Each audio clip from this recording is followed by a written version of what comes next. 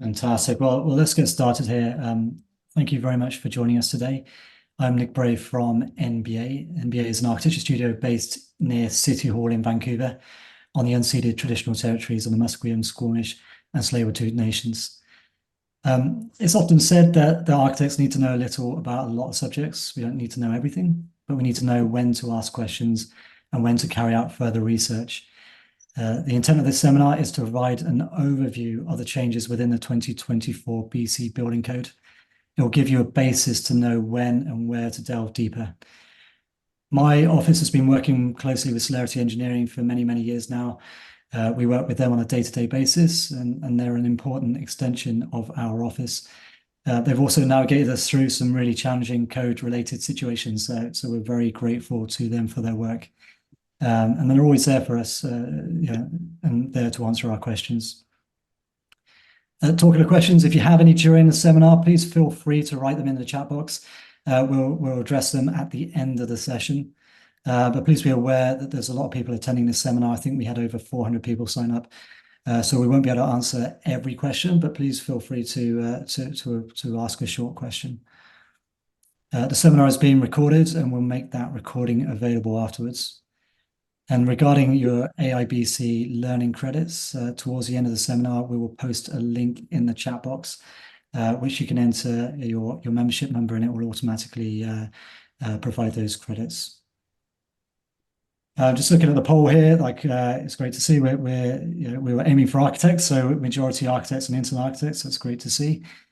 So yeah, in a second, I'll hand over to Brian Fraser from Celerity Engineering. Brian is registered as a professional engineer in BC, Alberta, and Saskatchewan, and has a certified professional license registered in Vancouver and Surrey since 2012. So over to you, Brian. Thanks, Nick. Thanks for the introduction. And thanks everyone for joining us today. We've had a rather unexpected turnout. We thought maybe we'd get 50 people and had over 400 sign up. I see the numbers up to almost 250 now have joined in the meeting, which is great. And we're really excited to be able to present to you today. A little bit about yourself, and Nick has already given a bit of a talk, but Mark is going to be presenting today. Mark is an engineer who joined us back in almost 9 years ago, which is hard to believe. It's surprising how time flies. Yeah. Joined straight out of school, finished at UVic, and joined us, and has since obtained his PEng and also his CP. Mark is our lead in our Victoria office, and with a focus on supporting projects on Vancouver Island. Mark, as I mentioned, Mark is also CP, and he's currently has one Vancouver project that he's working on as well. I just want to mention that we're excited to present today. We wanted to bring this topic forward with a new code, bring awareness to it and so forth. And we also wanted to also increase and develop new relationships in the industry as part of our just reasons for doing this today.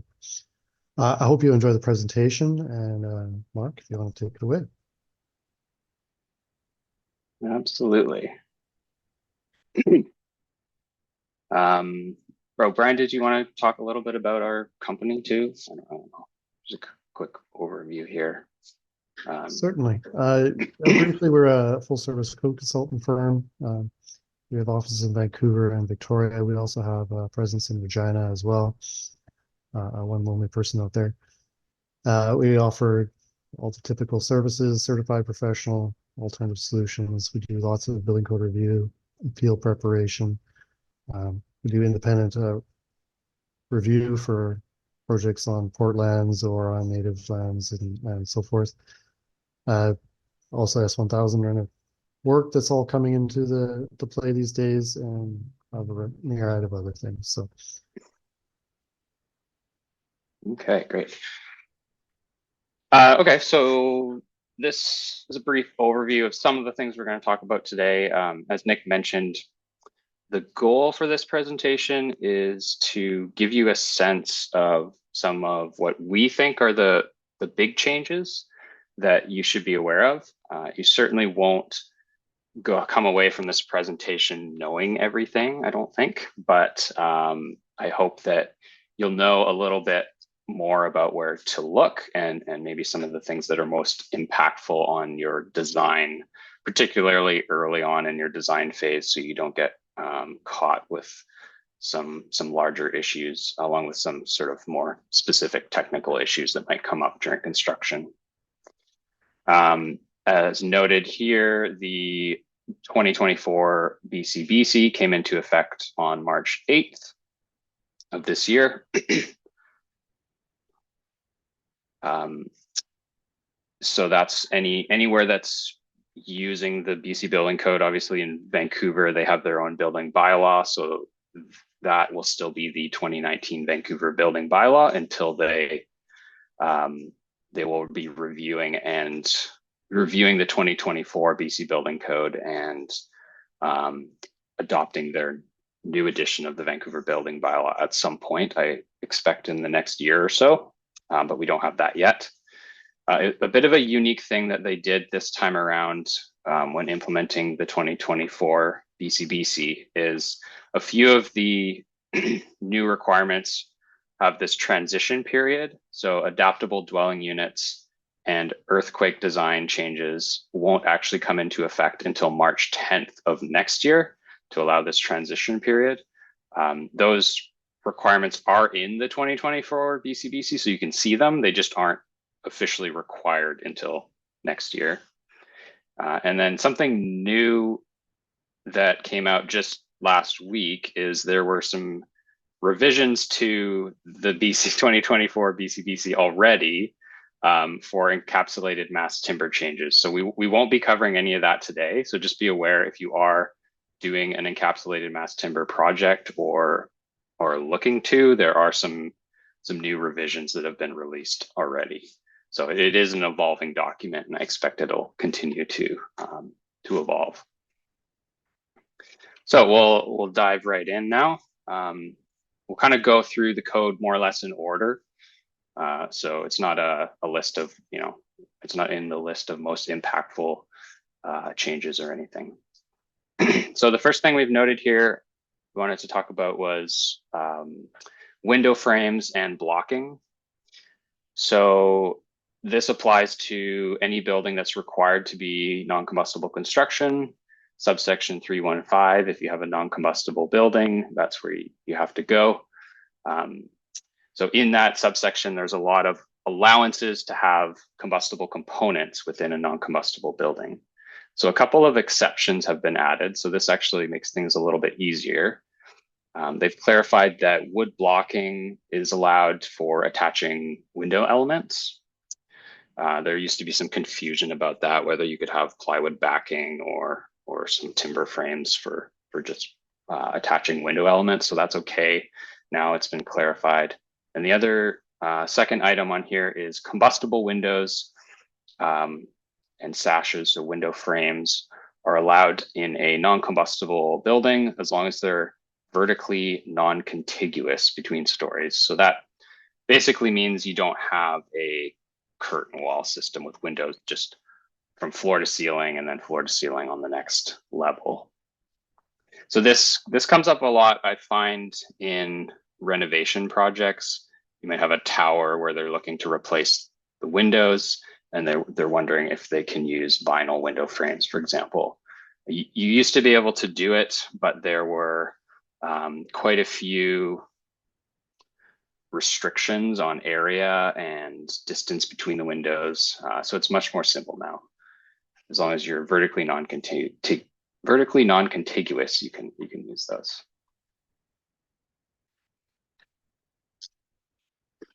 All right, next we have a topic that's been caused quite a lot of confusion, I think, in the past. It's all about fire separations and joint fire stopping. So previously in the code 3183, it talks about how do you maintain the continuity of your fire separations. So you have a gypsum board wall butting up into a masonry wall or some other type of construction, two dissimilar types of construction.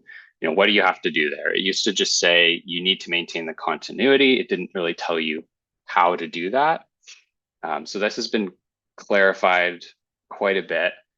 It now actually has a standardized test that you need to provide.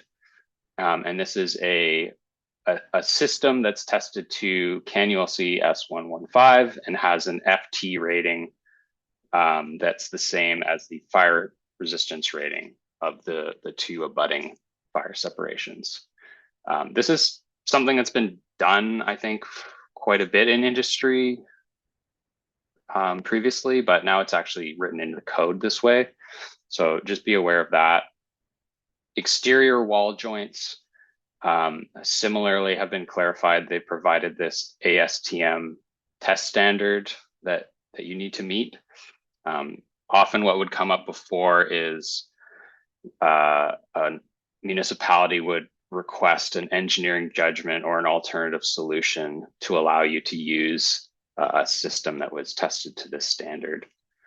So just be aware, if you have this situation, you need to have if you have a curtain wall system, you do need an actual tested fire stop there between the curtain wall and the slab edge. And then gypsum board joints are the exception to this rule. You don't need a tested system between two pieces of gypsum board. You just do your regular mudding and taping there. There's nothing really unique that has to be done.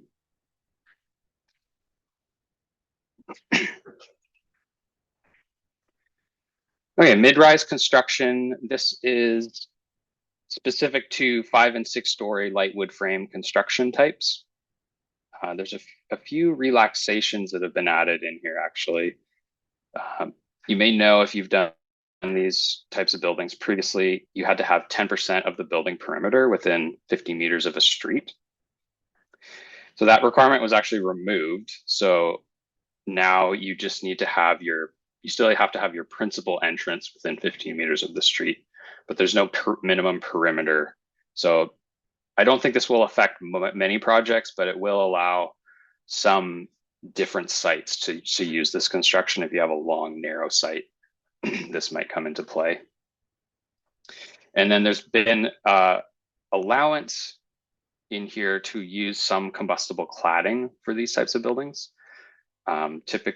Previously, it was really limited to non-combustible cladding, but they've added an allowance for up to 10% of cladding on an exterior wall that is within 15 meters of a street or access route for fire department to be combustible cladding. So kind of a feature wall that's close to the street, you can have a bit of combustible cladding there. So just a bit of extra flexibility for these types of buildings, which is nice.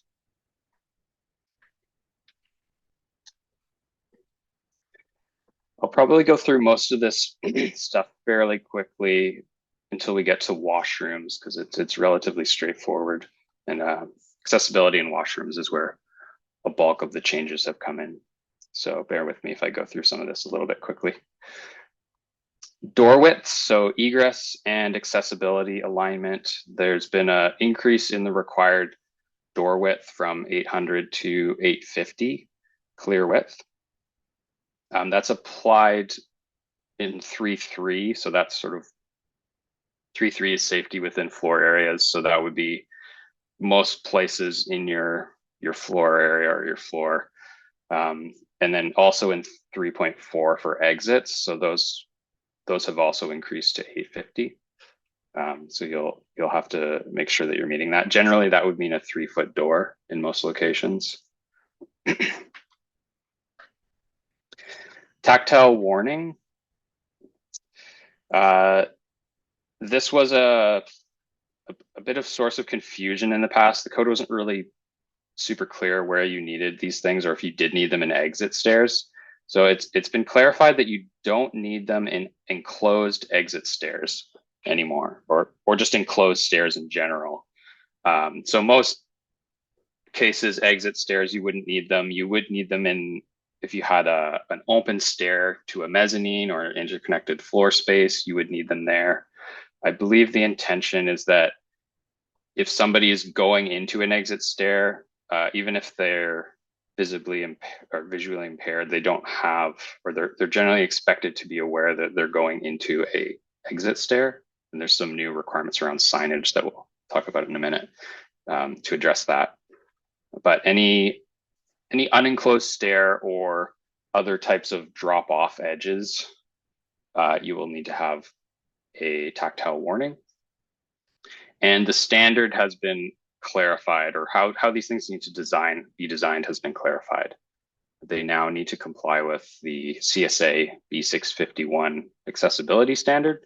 So that'll look like something like this. You're seeing these more and more places, these truncated domes, I believe they're called. So if you're reviewing product information, you will probably just need to check that it does meet that standard. You can't just apply like a strip of sandpaper or something. Sometimes you used to see that. There wouldn't really be much done there. So it's a little bit more standardized now what you need to do. Just be aware of that.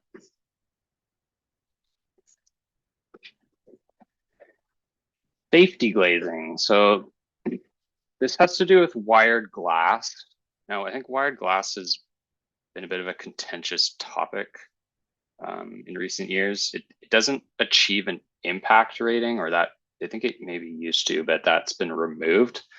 So there's a risk of injury if somebody runs into these things, can be quite severe. So you could still use wired glass, especially where there's a fire rating required. That hasn't changed. The only thing that's been changed is this new requirement in 332 for specific to assembly occupancies. They need to have a safety film added to the wire glass so that it does achieve an impact rating. So you can use the wire glass, but it gets a laminate applied to it so that you can't break through it anymore, basically. And that also applies to showers and bathtubs enclosures. I don't know that I've ever seen wired glass used in those cases, but it does apply if for some reason you were to do that. So again, this is specific to assembly occupancies, at least 33217.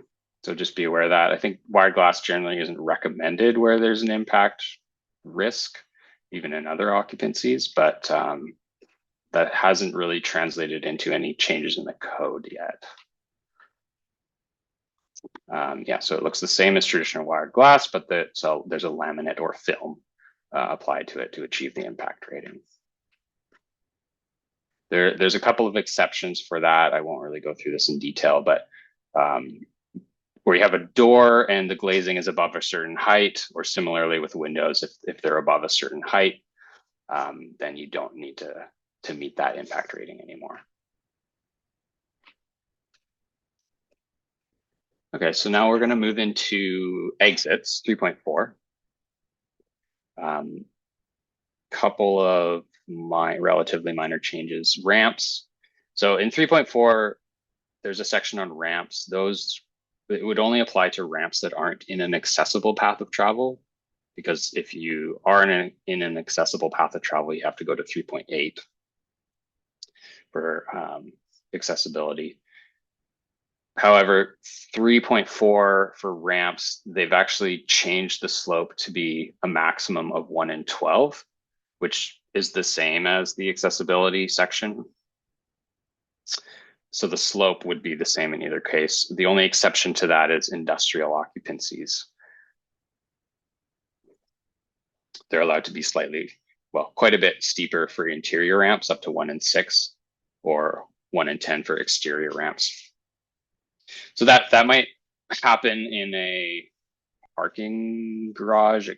It could happen. You just have to be a bit careful with that, because if it's in a location that does need to be accessible, which with the new accessibility requirements will be a lot of locations, you would still need to meet 3.8. So just be careful about that if you're going to try and apply this. And then there's also a section on curb ramps, which refers you back to 3.8, which I think then refers you to the CSA B651 accessibility standard. So if you're designing curb ramps, you just need to be aware there's a specific set of rules for those. Handrail dimensions, these have actually increased, so it gives you some more options. Circular handrails up from 43 millimeters to 50, so roughly 2 inches should be okay now. Non-circular, you don't see as many of those, but they've also increased to give you some more options.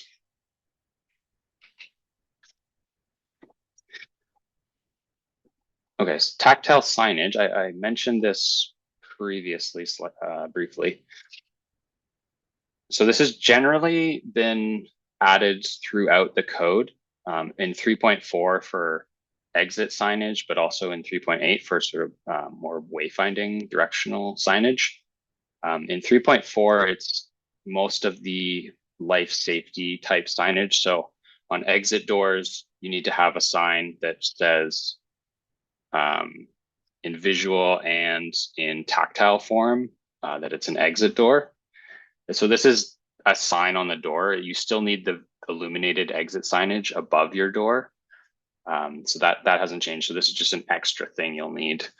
And similarly, any other location where there's like a life safety signage requirement, it does require that to be provided in visual and tactile form. So a couple examples here: delayed egress exit hardware. So mag locks, crossover floors. So if you have, if you need crossover floors, then those need to be,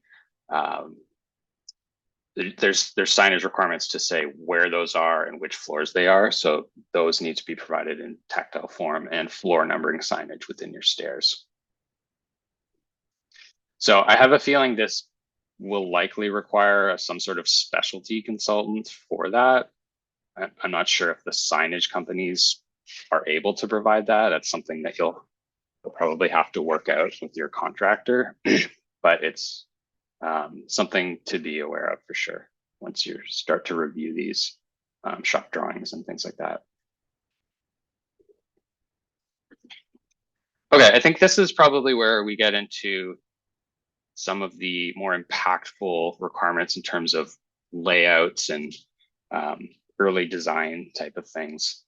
So 3.7 is health requirements, and I think most of the changes here are about washrooms, water closets. So just kind of going through this in order. 3.7.2.1, they've added something here just to clarify that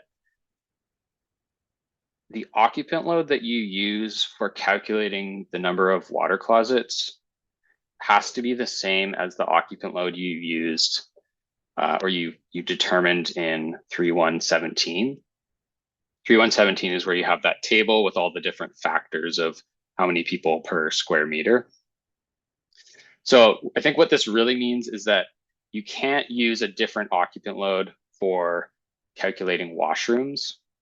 For example, staff only washrooms, unless that's specifically allowed in the code. So you can't just say, oh, we're only providing washrooms for staff. There are a couple examples where that's allowed in the code. For example, group E mercantile under 500 square meters. It does specifically say you can do that. But otherwise, you would need to provide washrooms based on staff plus public as you would have calculated it from subsection 1, 3.1.17. There's a couple of exceptions for that, just like very specific things like parking garages where you might have a security desk. You would have to provide washrooms for the staff and the security desk, but you don't need to for all the people in the building that are parking because they're considered transitory. They're just parking and then leaving. They're not expected to use the washroom there. And then the last couple things noted here are quite significant, and they kind of tie into some of the accessibility things we'll get to in a moment. They've deleted the requirement for the single universal washroom not being considered in the count of required water closets. So previously, if you just had one universal washroom in your suite, you couldn't actually count that as a required washroom towards your, meeting the number required by the table. So if the table said you need one male, one female, and you just had one universal washroom, you would need the one universal washroom, a male and a female for 3 total. So that's been removed, which is nice because now you can count that one. And it'll sort of reduce the number of total washrooms you need. That's been like that in the VBBL for a little while, I think. So it's similar to that. But as we'll see, you actually need more universal washrooms. So it's a bit of a trade-off. Okay, so the next few slides, don't worry about what I have. Don't worry about reading on here. It's just to show you that there's a lot of accessibility changes. I'm not going through every single thing. We're kind of go through the main most significant points that, or at least what I feel are the most significant points. So this is like a whole list. You could see there's a lot of little changes. Some of them are just little dimension changes. Things that are being harmonized with the national code, and kind of over time they're just moving slightly here or there, which is a bit frustrating. But I think hopefully eventually we'll land on something that's a little more consistent year to year. There is a full list of changes provided by the Building Official Association of BC. So if you haven't seen that, I would just go to their website. They have a few handouts, one for every part of the code, and everything's kind of listed on there. It tells you what's changed, what's just been relocated, that kind of thing. It's quite helpful. So I would recommend trying to have a look at that if you can. So this is maybe the biggest, or one of the biggest single changes I feel is for washrooms. So tying back into kind of what I was talking about with the universal washroom, 3282 now requires universal washrooms in each location where washrooms are provided. So basically, wherever you have a bank of washrooms, you need to provide a universal washroom. Before, it was really just you needed to have one in the building, or access. People needed to have access to one in the building. So this is quite a bit of an increase. There's some things to offset that a little bit, like allowing you to count this as one of your required washrooms. The one thing that I think is not clear is it just says each location. It's not clear how far apart is acceptable. If you have a bank of washrooms and then you have, down the hallway, you have a couple other washrooms, you need one in each location. That's a little bit, it's going to be open for interpretation, I think. So just, be aware of that. We're all kind of learning how to apply the new code, and I'm sure it'll vary by location. Different people will have different opinions on it, as these things kind of tend to go. So, but yeah, just note that you will need a universal washroom generally wherever you have a bank of washrooms. The second one here is accessible stalls. So wherever you have more than 2 water closets in a washroom, you need an accessible stall. So that's just the larger stall. The difference is the universal washroom is a standalone washroom that's not within a larger washroom with other water closets. The intent of the universal washroom is it allows somebody and their caregiver to enter the washroom, and they're not in they're not running into issues with the other gendered washrooms. They have a little more privacy, a little more space. So this is just the larger stall within a multi-stall washroom. So as soon as you have over 2, you need to provide that. I believe there's been some changes to those requirements that I'll mention in a little bit. And then 6 and 7, this new thing about urinals and stalls for persons with limited mobility. So this is kind of like a halfway point between previously there was the accessible stall and then there was just everything else. There was no requirements. So you could have a really small stall. Sometimes you'd end up with these tiny stalls with the door swinging in. You can hardly get in there and move around. This is somewhat of a improvement on that. You only need one of these for every, I think, 10 water closets in your stall. So unless you have a really large bathroom, you're probably just going to need one of these. And it's pretty similar to a sort of what you would typically see for a standard stall, non-accessible stall, but there has to be grab bars and the door has to swing out just to give someone some maneuvering space on the inside. I think it's for somebody who, you know, maybe they're older, maybe they have a walker or a cane or something, and they can't negotiate the toilet and the door when it's all swinging in, and some grab bars to help them get up and down. So those should generally not be too difficult to achieve within what you were designing previously. And then the last one on here is universal dressing and shower room, where showers are provided. So the main addition here is the dressing part of this. There's a requirement for a bench when you have a shower, this universal dressing and shower room. So you'll need a little more space for that. And then the shower requirements themselves are, I believe, more or less the same. Note that it says where showers are provided here. So there's no requirement in the code to provide showers, but if you are providing them, then one of them has to be accessible. I think the biggest thing to note about the showers is it's hard to add a shower as an afterthought on a project because you do need quite a bit of space. So I think I've seen it come up quite a bit on TIs, especially if you have a client who wants, you know, they have a little bit of extra space left over and they try and just add a shower in there for themselves or for their employees. It's really hard to do that because it does need to be an accessible shower, even if it's for employees. It does specifically state in the code, like a public showers or as like an amenity for employees. You have to provide this universal dressing and shower room.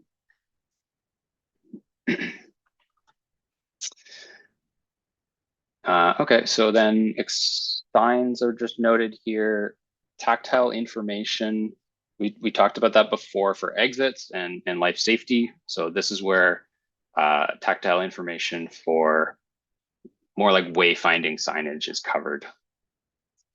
You don't have to provide it within a suite, but you do within like a public corridor or a, you know, leading to the suite. So it would be like suite numbering signage and any other wayfinding signage you have. Suppose if you had washrooms in a public space, you would need it for that as well.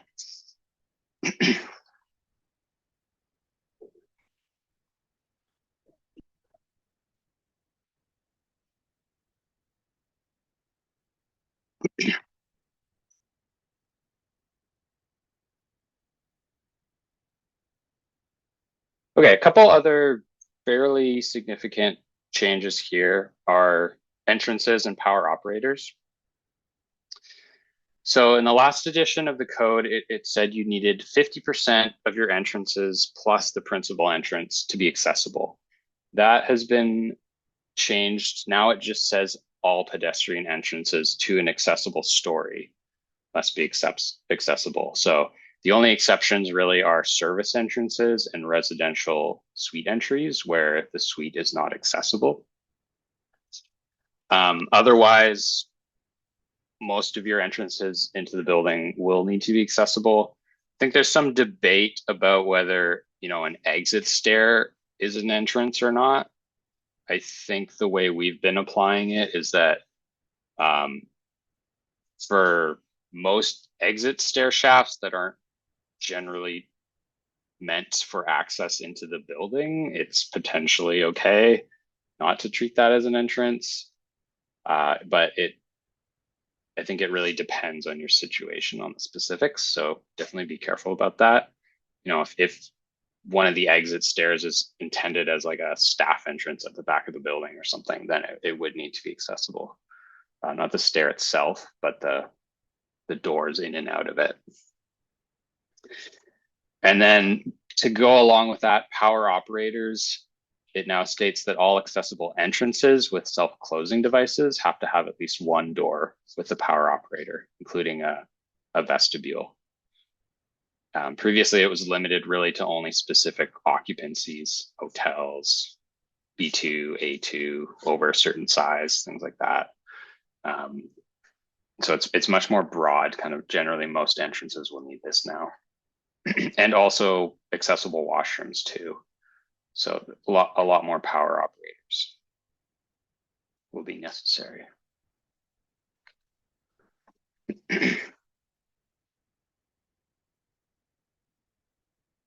Okay. Accessibility removed.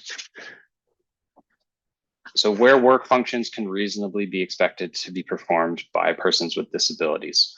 This was a wording in the previous edition, and it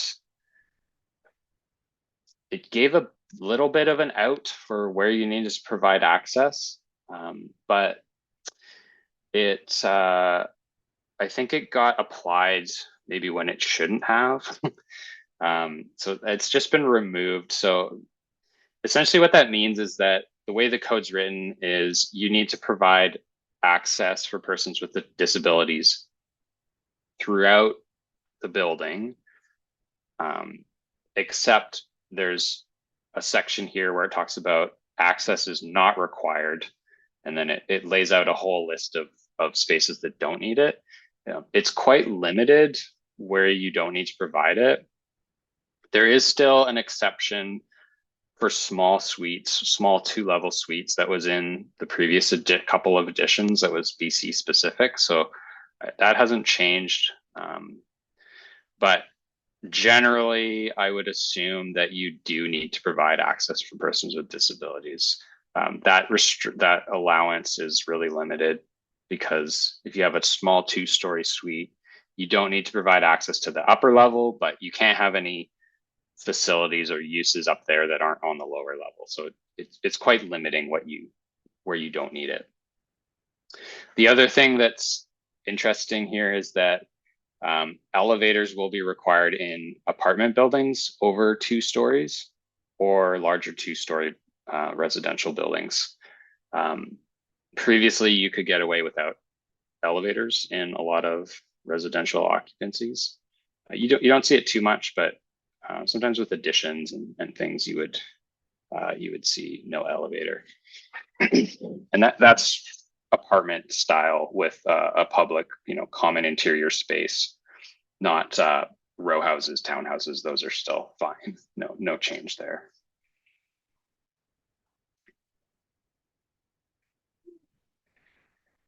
Okay, a couple of small minor things. Counters, more types of counters will need to be accessible. Previously noted, intended as a work surface for extended business transactions. So just any counter that somebody with disabilities may need to use you'll need to have at least one section of the counter be accessible. In sleeping rooms, bed spaces, increased number of accessible sleeping rooms. That only applies to hotels, motels, dorms, that kind of stuff. So you don't see that too often, but if you're working on that type, just be aware.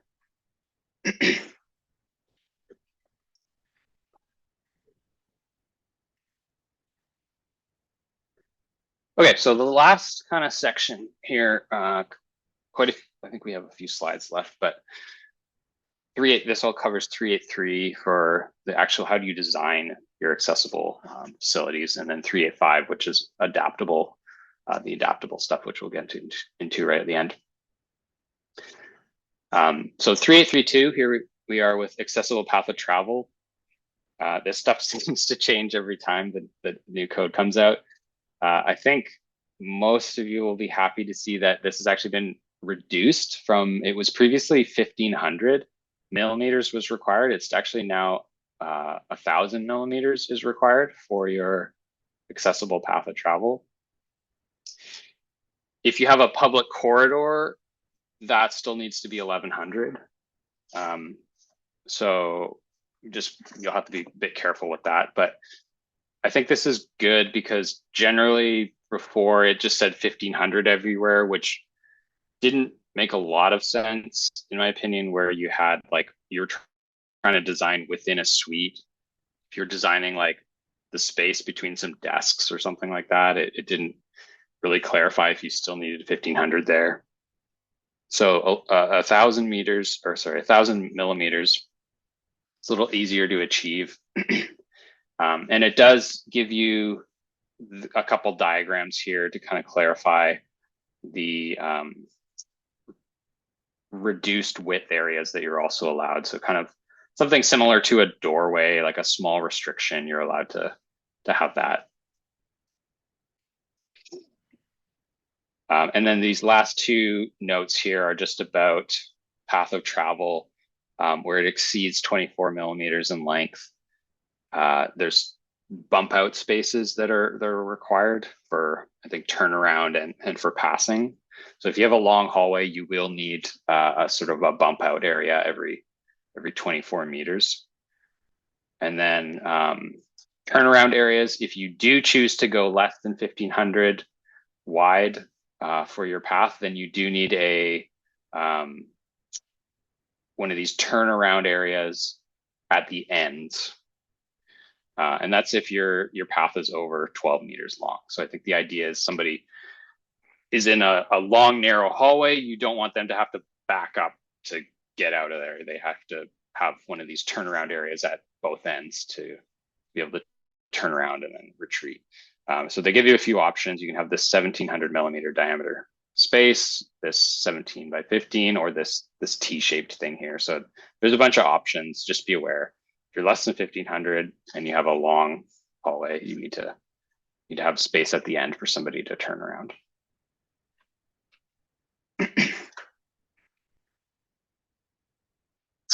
Exterior walk. So this one is a bit odd to me. They've increased the width requirement from 1,500 to 1,600 for some reason. Generally, I don't think it'll be a problem because it's exterior, and usually exterior you have more space, at least to the entrance. And then some clear floor space around the door. I think the next slide has a bit of a diagram to show that. And then there's a reference to the CSA requirement around how to design these things. It kind of covers how you need to have your route separated from a vehicle route. So if you have a walking path, it does need to have a curb, a railing, or a tactile indicator to the adjacent vehicle route. And then there's also requirements around traversing through vehicle areas. I need to look at this a little more detail myself to fully grasp what it means, but I think it's mostly talking about where you're having to cross a drive aisle or something. You need to have like a proper crossing for your path, so somebody's kind of made aware that they're entering a vehicle path. This is the diagram I was mentioning there about at your exterior doorways. You need to have a little bit larger clear floor space.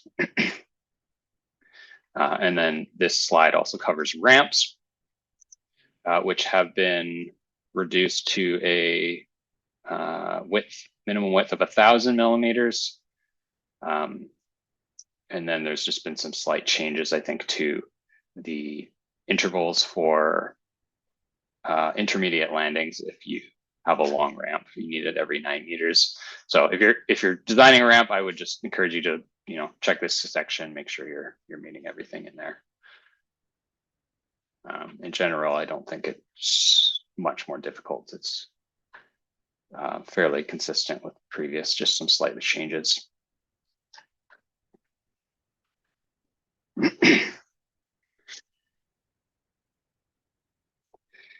So door clearances, this definitely make note of this. I would encourage you to have a look at this diagram, which is in the notes to the building code. So it's all written out in words in the actual body of the code, but I find that a bit hard to understand. So this is definitely helpful. I believe everything in here is correct. I know sometimes they post diagrams and they don't quite line up with the wording, but as far as I know, this is all fine. The biggest changes, I think, are the doors without a power operator on the inward swinging door. So on the approach where you're pulling the door towards you, this the size of this kind of rectangle here has increased. Now it's 1700 by 1500 that you need. It can be in either orientation though, so there's a little bit of flexibility there. You know, if you have more space in one direction or the other. But it used to be a bit smaller than that. I believe this is more or less the same. And then sliding doors, I can't recall if that has changed. I don't see too many sliding doors, so but just note that. And then with the power operator, it gets rid of a lot of the side to side clearance, but you still need the depth. The depth doesn't really change.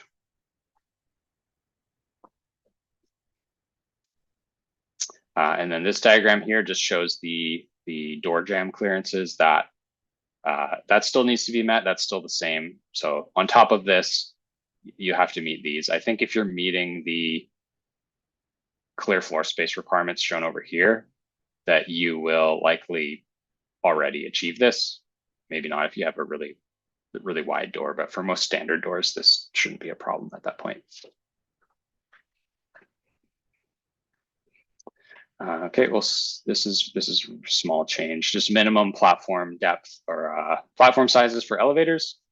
I don't think that'll affect many projects unless you have a very small lift. So just be aware of that. There's still some structure requirements which apply to most elevators. So make sure that you are aware of those.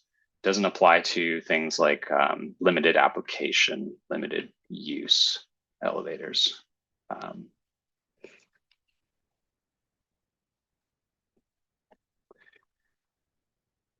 Okay, so I mentioned this before. This is just the accessible stall that we were talking about briefly. So the dimensions have changed for in front of the stall. So you do need a 17 by 1700 clear floor space in front of the stall now. I think that was 1500 perhaps before. So that has increased. I mean, the size of the washroom here is getting quite large. So do be aware of that. And then the other thing that I've noticed on the projects I've been looking at so far that keeps getting missed is this door here is meant to be next to the transfer space. So the location of your toilet does actually matter. If this was over here, it wouldn't comply unless the door was shifted over. So be aware of that. I mean, in this case, the grab bars would have to be mounted to the partition wall, which I'm not a structural engineer, so I'm not sure how that changes things, but it's definitely something you would have to consult with the structural engineer on and the contractor to make sure that those loads are being considered.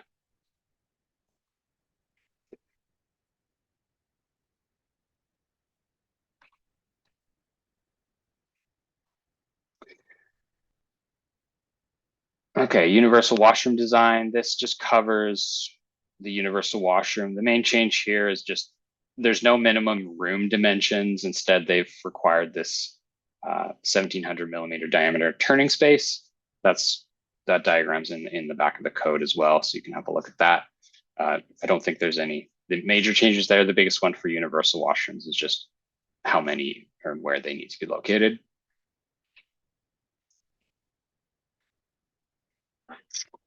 Okay, that kind of covers everything for accessibility.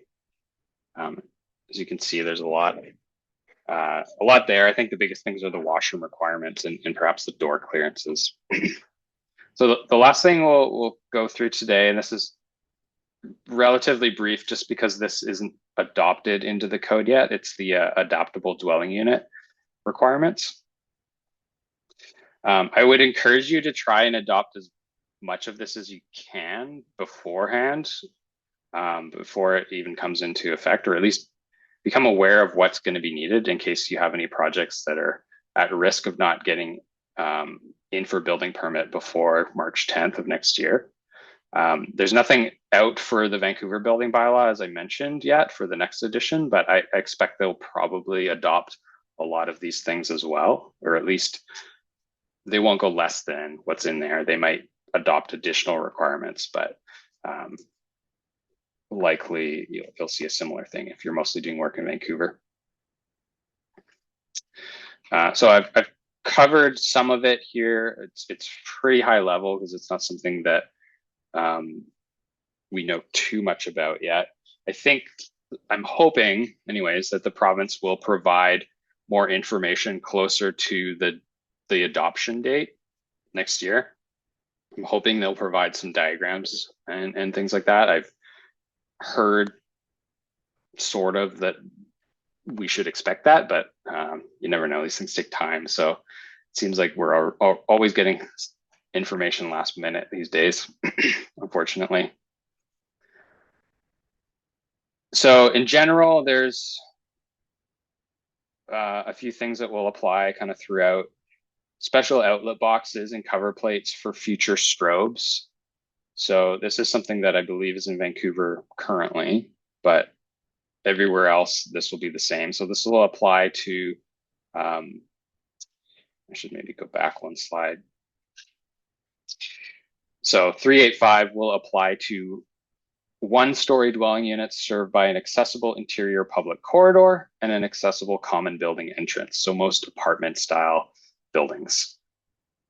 And then also, common facilities. If you have a townhouse or single family dwelling, anything that's not a sort of apartment style, the only thing you'll really need to meet here is the reinforcing for grab bars.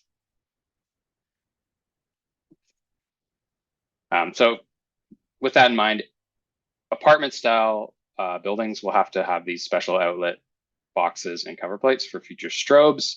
They'll have to have at least one adaptable bedroom, bathroom, living space, and kitchen where provided. If you just have a studio apartment, it might not have a separate living space. That's fine.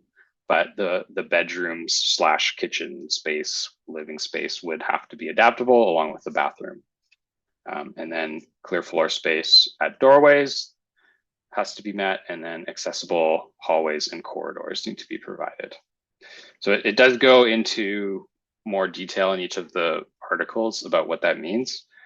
So for example, doorways, you have to provide 850 millimeters clear width, connecting living space, adaptable bedroom, bathroom, and kitchen. If you have 2 bedrooms, you don't need to make them both adaptable, just at least one of them has to be adaptable. Similar with the bathroom, you don't have to have all of your bathrooms be adaptable, but at least one of them would need to be.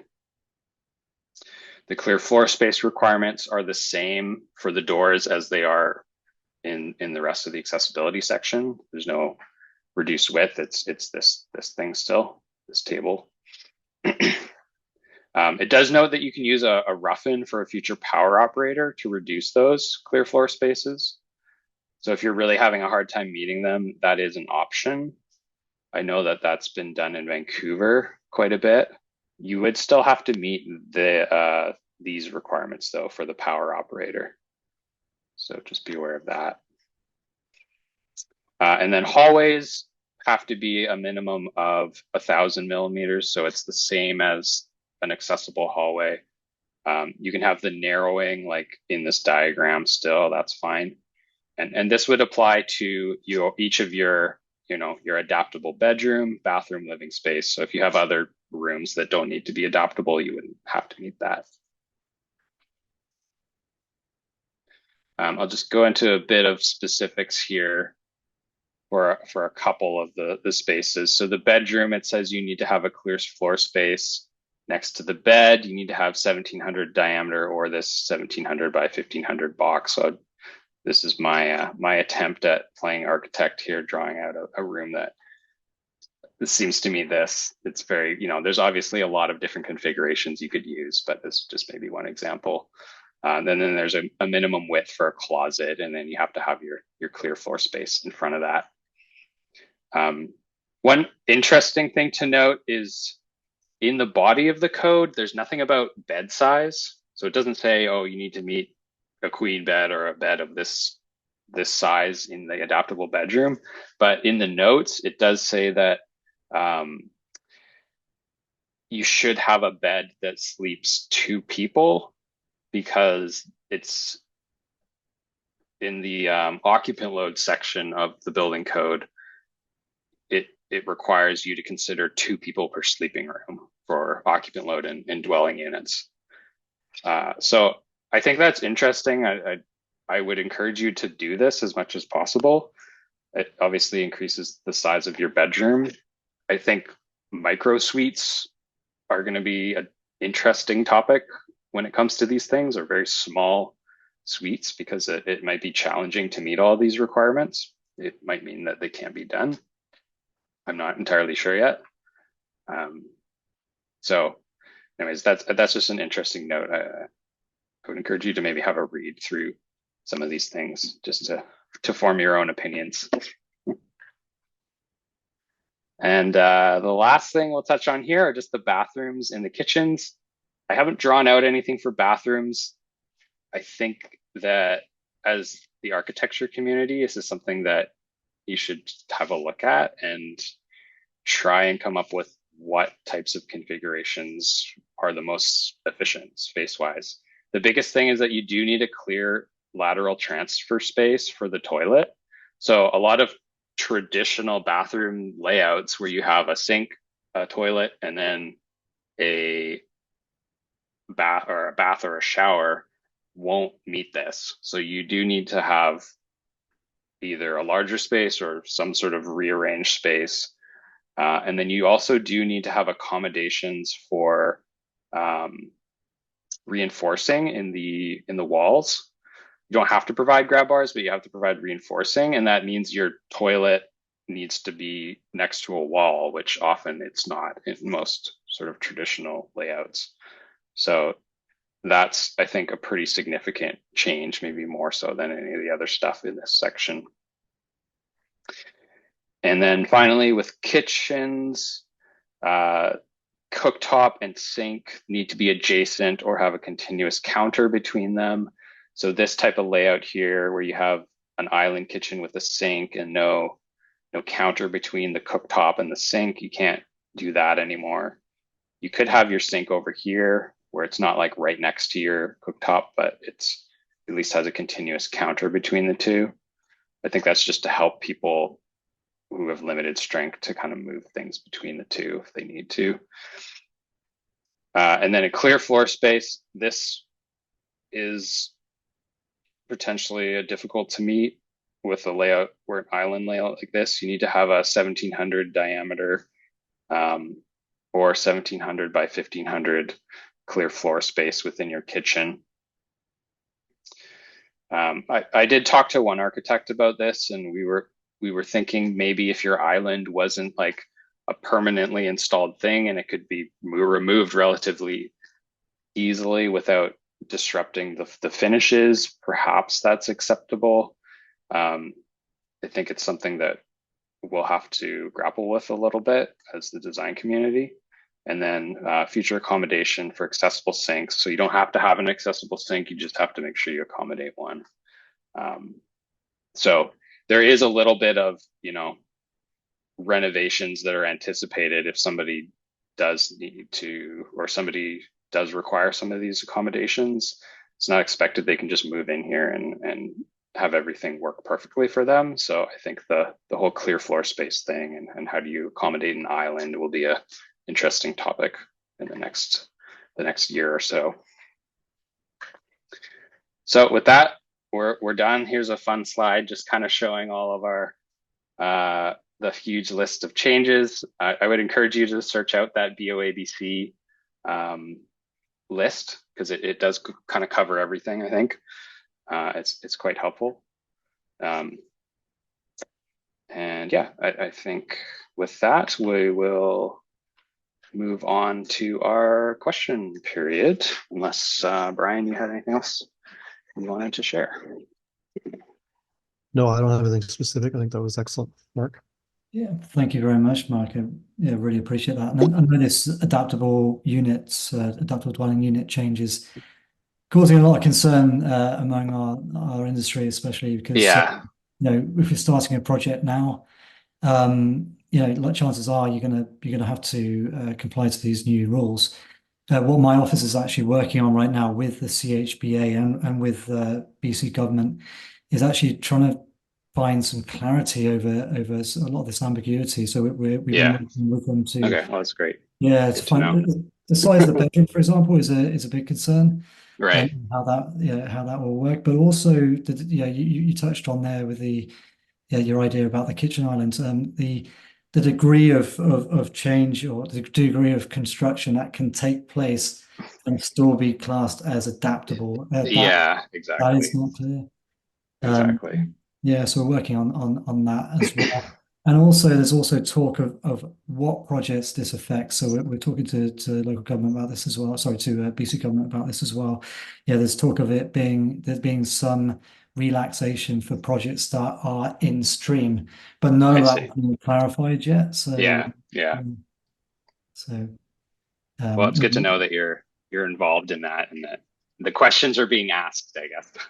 absolutely. Well, it's huge. The developers are very concerned. Let's say that Yeah, yeah. because it could have especially on smaller units, could have a major impact Yeah, for sure. on unit sizes For sure. and affordability and potential knock-ons to sustainability as well. So we need clarity Yeah. on I know there are a lot of conflicting priorities because the government is keen on providing more housing and then they're also keen on accessibility. So, how do we do all these things? It's definitely a challenge. that. Absolutely. So we'll share obviously when we find some clarity and results relating to this, we'll share that information.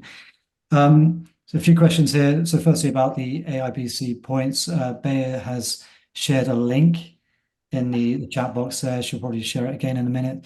Please feel free to click on that, and there's a 3-question survey there you can fill out with your AIBC membership number. The recording will be shared by email. So if you signed up with your email address, which I think everyone has, a link to the recording of this presentation will be shared. There were a few questions. Tony asks, does the 10% combustible cladding on exterior walls also apply to soffits? There's no restriction on soffits. So in a 6-story combustible building, I believe you're okay to have a combustible soffit. It's just the cladding that's restricted. At least that's been the interpretation that I have seen. Good. Michael asks, do temporary janitorial staff, are they included in the calculations for water closets? Temporary, like staff that who maybe come on site.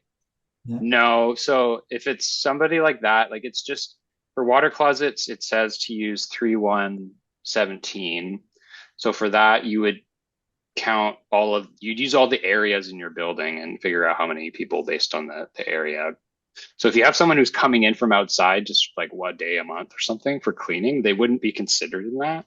So then you wouldn't need to provide washrooms for them. Now that's the code minimum. I think it's certainly something to consider. If you have, an apartment building and somebody's going to be cleaning it and they might be there all day, then it might make sense to provide it, but I don't think the code would require it. Good. This is a good one. It's one actually we've spoken to you about. Jason asks, any code changes affecting exterior doors on private balconies and rooftop patios? So this will be about curbs, effectively curbs from onto their decks or balconies. There's nothing about curbs. So I did look into the adaptable section. There's nothing specific in that about balconies. So the way that I've read that is that you don't have to provide a flush sill for a residential balcony, even in an adaptable unit. Now, obviously, I haven't had to discuss that with anybody, or haven't really discussed that with anyone yet. So I would just be cautious about that. But as far as I know, it's not a requirement. I don't think the code really deals with balcony thresholds very well, to be honest. Vancouver has a bulletin on it, and I think a few other municipalities have bulletins on this issue, but there's not a lot of guidance on how high and wide these things can be. But I think for adaptable units for now, it's probably okay to assume that you don't need to provide an accessible balcony for those units. It's another question that we've talked with you about, actually, Mark. So it's in relation to kitchen islands. The free swing space underneath, would it be similar to a universal WC sink? So if you're in a wheelchair and you can swing underneath a kitchen island, how does that work? How does that get? Yeah. Yeah, when we were discussing it, I think we said it would be okay. Like that's sort of my initial thought. Again, I haven't had to apply this yet, so sometimes, once you come up against a specific project, you kind of rethink these things. But my initial thought was that if you have like a countertop that's projecting into that clear floor space a bit, but you can still swing through there with your feet, if you were in a wheelchair, for example, that seems reasonable to me, similar to the universal washroom where you might have, a sink or some fixtures kind of projecting into that area somewhat. But obviously there's probably a limit to that, but I think a little bit is reasonable. Kate, when you were discussing accessibility of elevators, Kate asks, how will this affect lifts, like Gallivant lift, platform lifts? Will the dimensions apply to those? That is a good question. I don't have the answer to that right off the top of my head. Let's see if it's on my slide.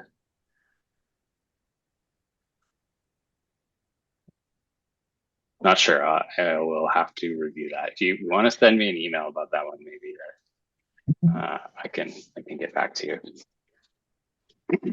And I guess a final one here about accessible doors. If two doors in series swing inward into the same vestibule, what's the new required clearance between the two swings? Good question. I believe that has changed from 1500 down to 1300. Don't quote me on that, but I believe it has reduced. So that would be covered under 3836, which is doors. I think it's the last thing in that section. It says, we have two doors in series swinging, or two doors in series. It doesn't matter if they're swinging into the same space or not. As soon as you have two kind of in series, there's a minimum distance. It's just the distance plus the door swing. So if you have two that are swinging into that same space, you have to consider both of the door swings. Fantastic. Maybe just worth a couple of questions here regarding the adaptability. I think it might be worth just providing some clarity, Mark, on what is going to be implemented in March 2025 and what is effectively has to be complied to now. So obviously the accessibility. Yeah, sure. Adaptability. So with adaptability, all of the whole of 385 that's in the 2024 code, that will be adopted next year. So what you do right now is you actually look at the 2018 BC building code, which is a bit strange, but there's a ministerial order that gets issued that tells you that when the new code is adopted. So in there, it says right now, it's not the 2024 385 sections, it's the 2018 385 until next year. Now, with that being said, the 2018 adaptability requirements are not mandated in the code. The only time you would have to apply those is if a municipality, it was part of their building or zoning bylaws, required a minimum number of these adaptable units. It doesn't actually tell you in the code when or where you need them.